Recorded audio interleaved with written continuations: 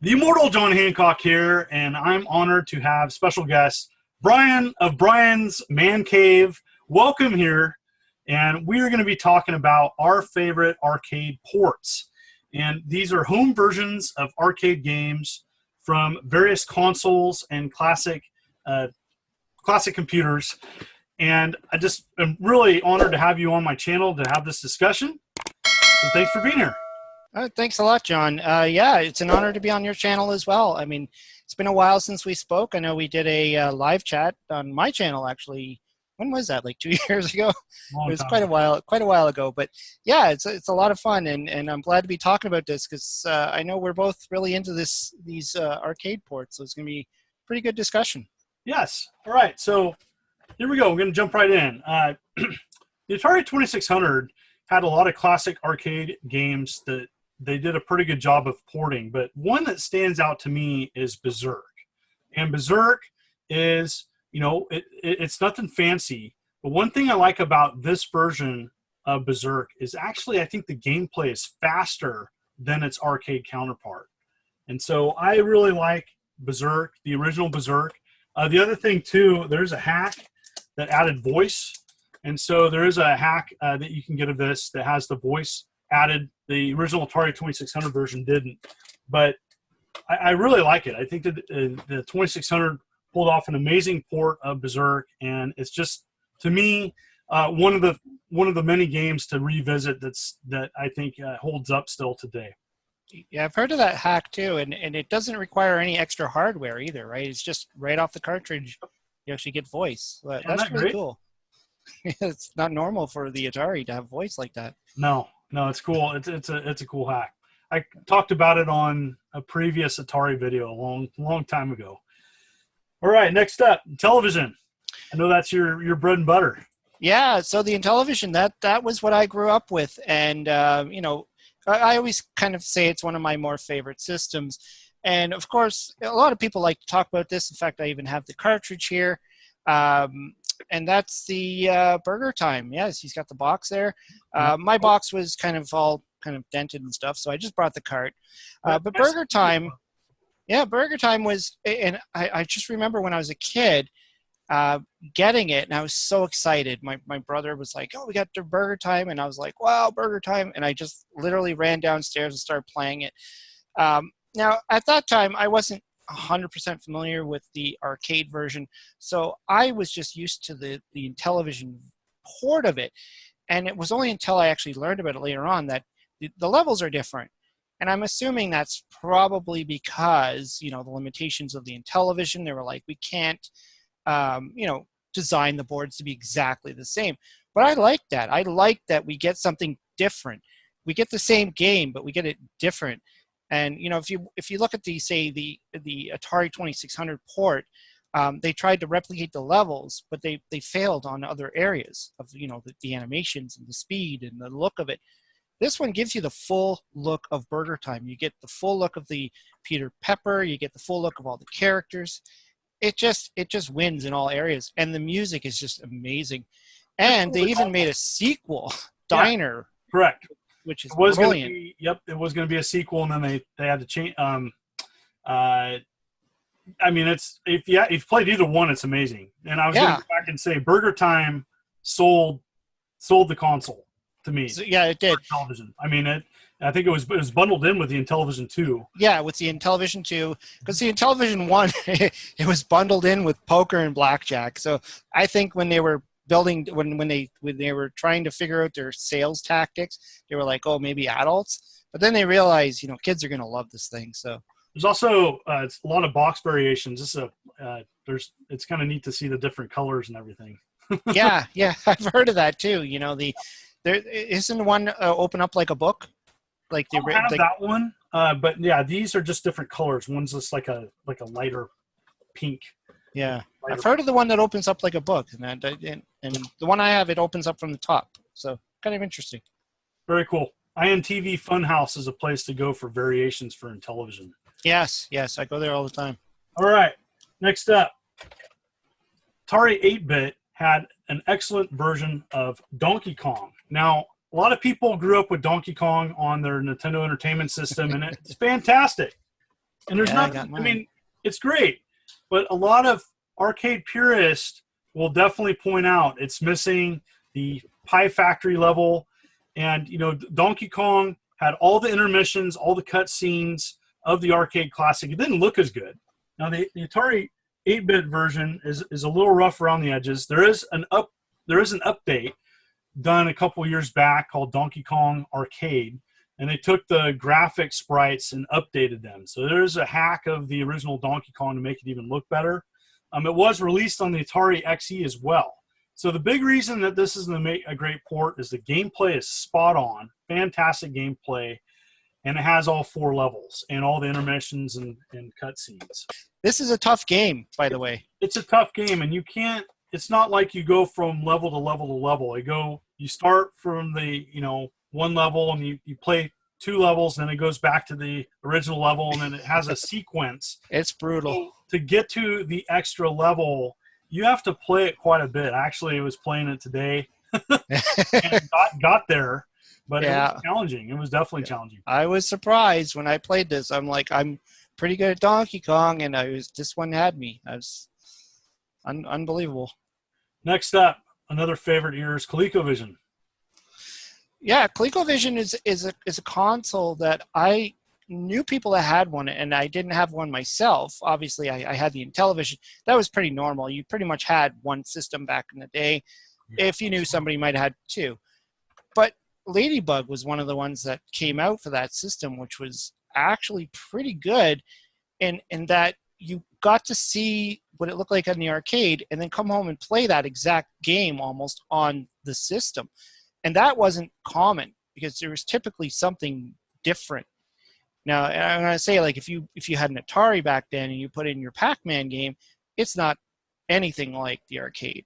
Yeah, the thing about the ColecoVision is that they really promoted this as something to play the arcade version at home. And so, Ladybug, to me, was another system seller for ColecoVision. It's one of the best arcade ports. It looks like the arcade. It plays like the arcade. There's differences, but I still think the differences are minimum. And especially back in the early 80s, too, that was fantastic that you could get so close to the arcade counterpart. Yeah, even the Intellivision did a pretty good job. And for whatever reason, it was left out of the Atari. But there was a homebrew. So, so it's, I did a video on that one, too. I was kind of surprised that they could actually pull off something like that on the 2600. Yeah, that was debuted at a early Northwest retro gaming show. And so, but yeah, it's fantastic homebrew of the game. All right. Can't talk about great arcade ports and not bring up one of my favorite games of all time, Robotron 2084. And I did a video dedicated to this. And the new Atari homebrew game of Robotron coming out. And so I showed 7800 gameplay on that. It's a fantastic port. The graphics aren't the same as the arcade counterpart, but back in the day it was fast. One thing about the 7800, it could offer a lot of sprites on the screen without any slowdown. And Robotron 2084 is a great example of what the 7800 could do. The 7800, I think, is strongest thing that it could do well was offering a gameplay experience on a single screen.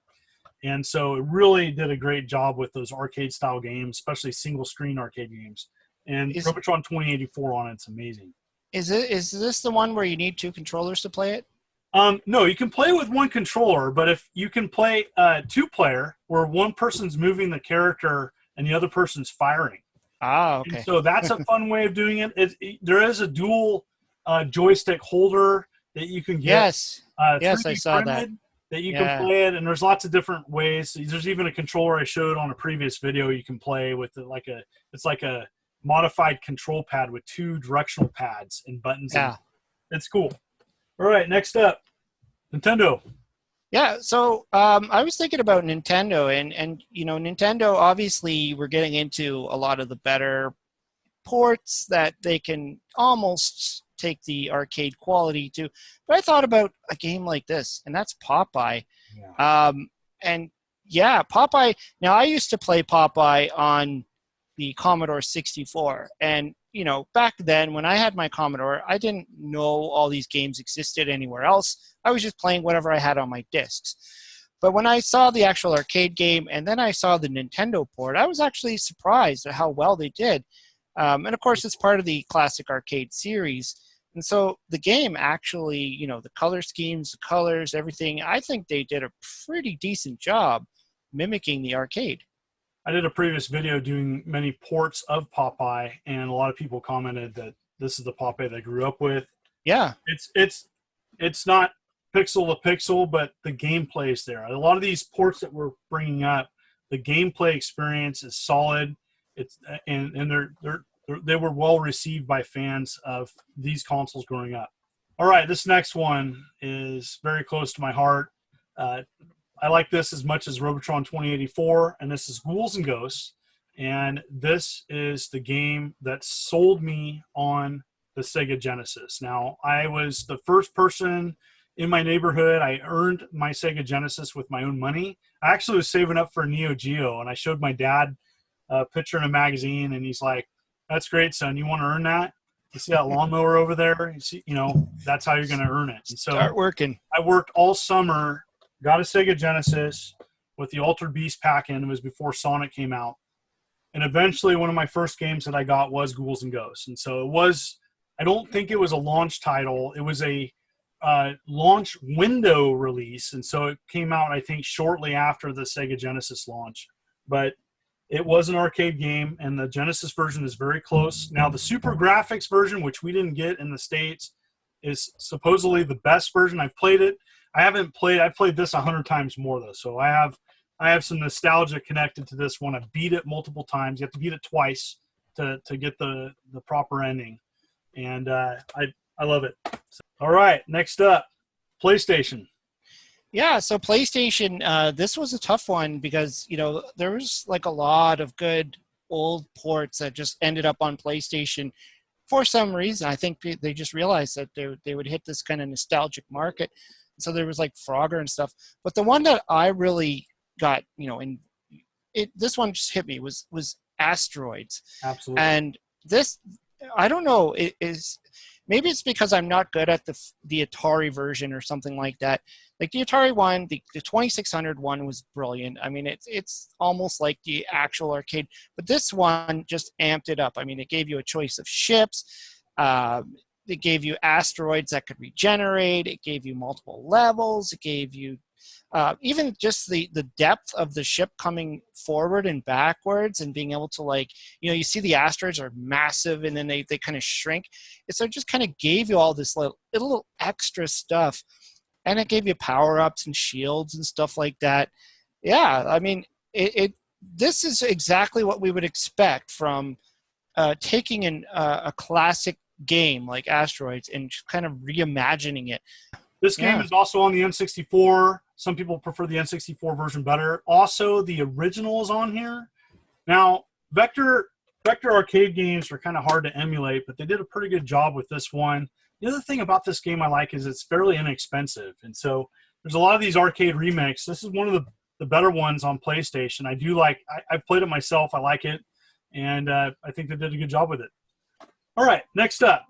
This one's a big favorite of mine for Super Nintendo, and that's Teenage Mutant Ninja Turtles, Turtles in Time.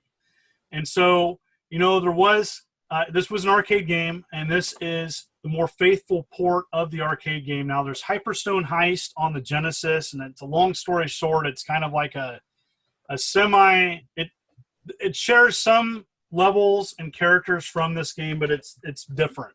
And so, Turtles in Time actually took the arcade game, and because it had some time to develop after the arcade release, it had better soundtrack. They added bosses to it.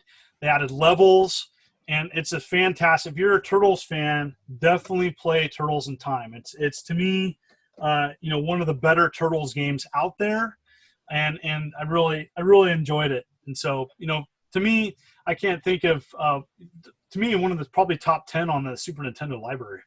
I like it when they can actually do that and actually add stuff to it. Kind of like the Ninja Turtle arcade game that they put out on the NES, Yes. where they actually added stuff to it. So you don't just feel like you're just playing a copy of the arcade. You're getting something extra that you don't get from the arcade. Well, So that's pretty cool. When you hit the Super Nintendo era, the 16-bit era, I felt that you could do a good version of the arcade counterpart. All right, last one. Last and definitely not least. Cruisin World. This game, if you grew up in the 90s, you probably played this game. It was in every pizza parlor. It was in every mall. It was everywhere. And it was the driving game that everybody was playing. And, of course, most of the – well, you had the steering wheel. Some of them – I think they had the sit-down ones, too. I can't remember now. Yeah. They had, like, the whole thing where you sit down. You had the steering wheel, the gas pedal. Everything was just great about this game. And I don't know. To me, this was one of the first times where I actually bought a game for a console and actually plugged it in and thought, geez, this is exactly the same as the arcade. And in fact, this is the game that got me to want to run out and buy a steering wheel for my, at the time for my N64, that the sound was there. Everything was there. It almost felt like I was actually at the arcade. And that was what I thought was brilliant. There wasn't any, I guess that's where we reached the peak where the arcade and the home consoles are almost the same. And, a lot of these previous consoles, they can come close, but they weren't exactly dead on. Yeah, Nintendo 64 definitely had a few games like that. Cruisin World, my experience, they were at every single Walmart I ever went to back in the day. Everywhere you went to. And it was a good conversion to home. And I think Cruisin USA was popular, Cruisin World, and there was Cruisin Exotica. So Brian, it's been a pleasure having you on my channel. And where can people find you? Well, you can find me on YouTube, Brian's Man Cave. You could just look it up. I also have briansmancave.com, which might make it easier for you. I have a Facebook page, Twitter, Instagram, all that stuff, so you can find me there. I'm always willing to chat. I'm open for discussions, and it's all about the retro for me. And thank you so much for everybody tuning in. What are your favorite arcade ports? Comment below. I would love to hear back from you. What ones did you see today that were your favorites? I want to hear your stories. And as well, make sure to hit the subscribe button and click the bell so you can be notified of upcoming videos. And want to appreciate Brian you being on. This is the Immortal John Hancock, and you take care. Thanks for having me.